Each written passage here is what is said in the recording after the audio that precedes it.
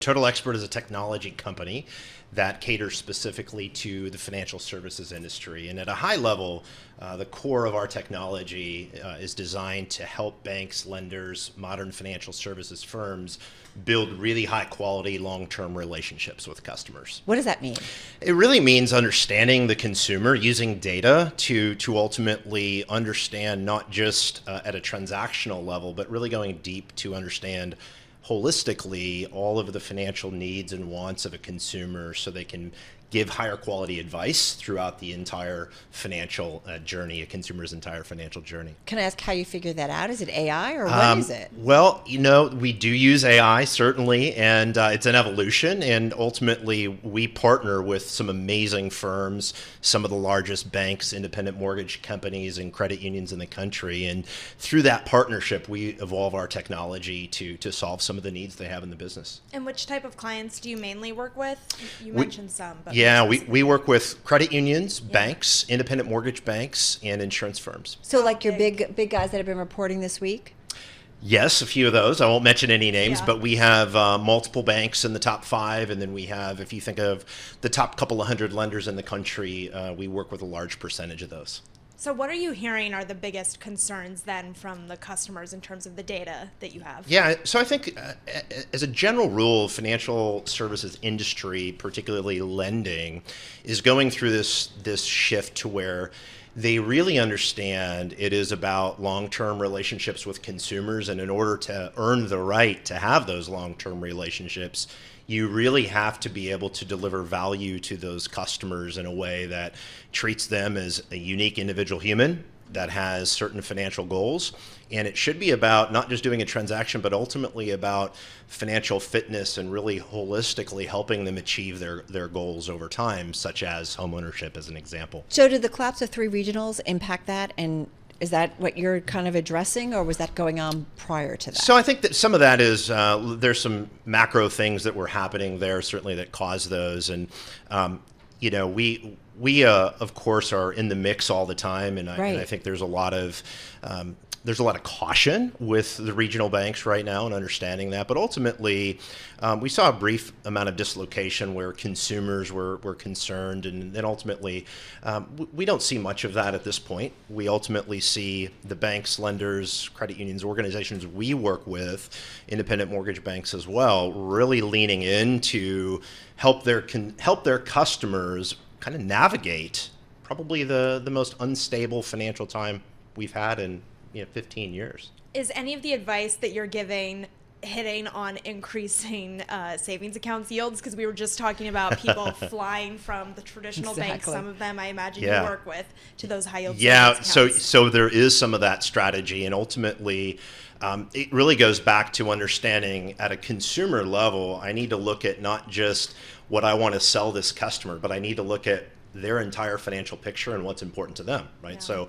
as an example, high yield savings accounts are certainly something that's important to consumers, and the organizations that we partner with are ultimately trying to say, how do we become the best financial partner to this consumer and serve them in the products and services that those institutions ultimately sell. So based on the data that you see in the companies that you work with, what are you seeing about lending activity? We're coming off just a period where we've heard from a lot of the banks, so we know a lot. But what are you seeing in terms of lending activity, whether it's individuals, whether it's to businesses, and signs that maybe things are indeed slowing down? So I think there's really 2 angles you have to look at it with. So we're in an environment where rates have went up at a greater pace than almost any time in modern history, okay? And so that's one side of the equation. The other side of the equation is the demand that we're seeing on the lending side is actually incredibly high. What's happening, though, is there's, on the housing market specifically, a lot of our organizations we work with do lending for people purchasing homes, mortgages, and as well as home equity lending. We see a lot of appetite for demand for those types of loans. Where there's a gap is inventory. There's not as many homes on the market. And Right. also, you're also seeing an adjustment period to where consumers that were looking at, say, a $500,000 home maybe a couple of years ago, and they had aspirations of being in a $500,000 home, well, now they have to look at a home that's about $325,000 to have the same level of affordability. Right, so there's that adjustment period. So the data that you're seeing reported only tells part of the story. The other part of the story is actually homeownership's alive and well, plenty of demand, but there's definitely an adjustment period.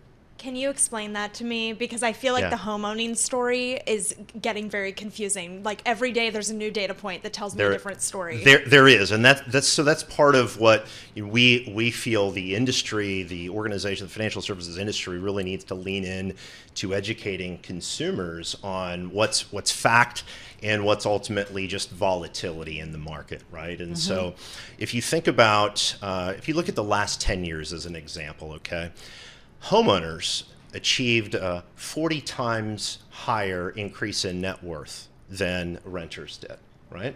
And so you don't necessarily see that in a lot of the headlines, but for the long term, homeownership as a foundational component of financial health and fitness is really critical. And so that is how we see organizations addressing that and educating consumers accordingly. So I don't understand. So institutions are saying if you want to increase your net wealth, here's how you do it. You buy a house. Yeah. So the organizations, institutions that we work with, for example, they're really leaning into educating consumers. Okay. Really leaning into educating them on debt, also what their financial goals are and how to build towards those financial goals. So home ownership is a part of the story. It's an important part of the story, but another part of the story, we have a lot of our companies that we work with and partner with do other types of consumer lending. So as an example, you're also seeing credit card debt increase dramatically in the last quarter of the year by almost at $1 trillion, I think was the statistic that I saw. So the organizations that work with these consumers really have to take an intentional approach to educating those consumers on how to manage their debt levels, and then things like home equity, which is a fundamental backstop for a lot of Americans. They have that equity to fall back on, and how they can utilize that to maybe offset super high interest rate consumer debt. Just got about 30 seconds. So net takeaway from what you are hearing, because you're B2B, right? Business to business. Yes. So what you are hearing from your clients that you work with, financial institutions, big ones, I'm sure smaller ones too. What's the net takeaway about the market environment, the economic outlook? What would you say? The net takeaway is that long term, the housing market is going to be an incredibly robust market, and homeownership is still an important part of the American dream. Short term, have to get really educated and smart about how that impacts each individual person's unique financial situation.